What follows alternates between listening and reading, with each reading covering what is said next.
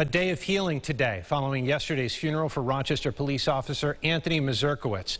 In and around the Blue Cross Arena, it was about the officer killed in the line of duty last month, about his sacrifice, about his family's loss. Today, a local nonprofit is making sure everyone grieving receives the support they need.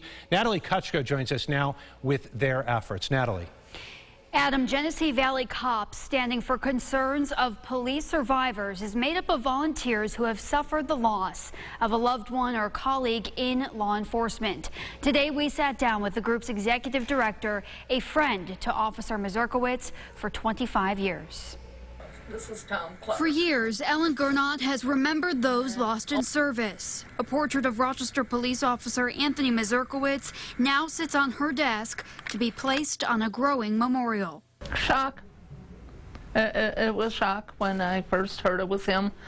You know, all I got was the last name, and I was, you mean Tony? It's devastating any time that an officer is lost, but Tony was such a kind spirit that everybody who met him liked him.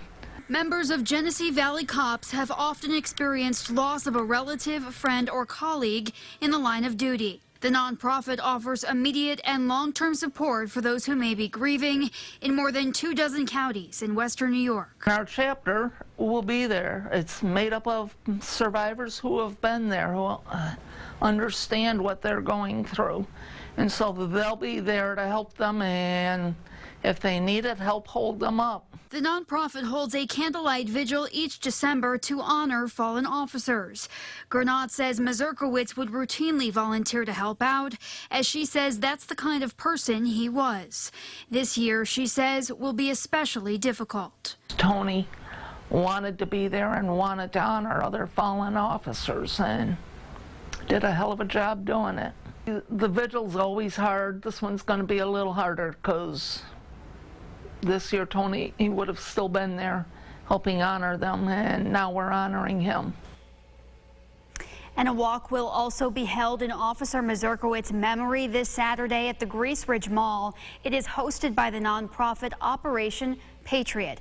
Proceeds will be going to the Mazurkiewicz family. Adam? Natalie, thank you. For more information on Saturday's walk or to register, you can visit operationpatriot.org.